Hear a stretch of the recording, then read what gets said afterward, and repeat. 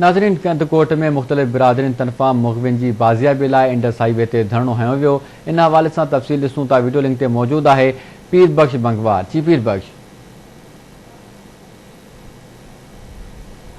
जिले कश्मीर कंदकोट में बदअमनी खिलाफ सिंध मला फोरम तरफा अज कंदकोट इंडस हाईवे ते फ्लोर मिल वट एहतजाजी मुज़ाहिरो करे धरणो हुयो आहे, जिते सिंध पंजाब में बलोचिस्तान ॾांहुं ईंदड़ ट्रैफिक मुकम्मल तौर ते बंद कियो आहे।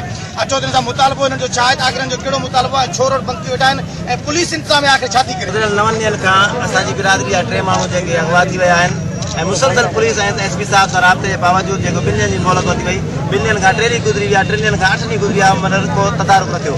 उनजे बावजूद राब्ते जे कुझु बि न थी सघियो। जिले में रोड जो आहे अगवा मामूल बणिजी वियो आहे, अगवा जो इंडस्ट्रीज बणिजी वियो आहे।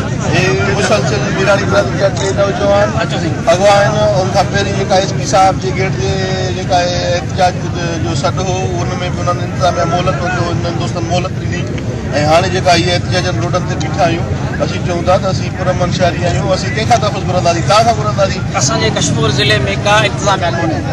हिते जेको ॾाढो सो बाबू आहे, असां वटि एसपी साहब जेको आहे पंहिंजे ऑफिस ताईं ऐं पंहिंजे बंगलनि ताईं महदूद आहे, जंहिंजे करे सॼो ज़िलो जेको आहे बदअमनी जी भर चढ़ियल आहे।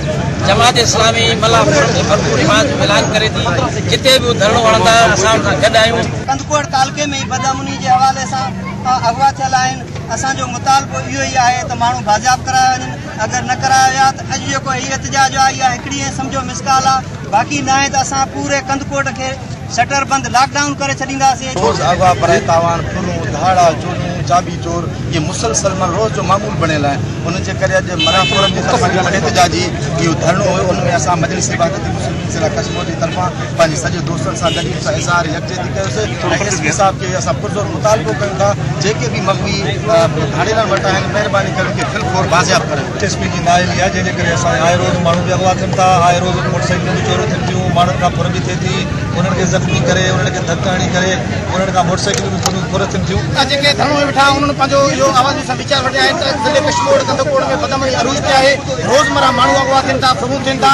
असां सिंध हुकूमत खां मुतालबो कयूं था त जेके माण्हू आहिनि उहे बाज़ियाब कराइनि। ॿिए तरफ़ केसेस बि घटि आहिनि।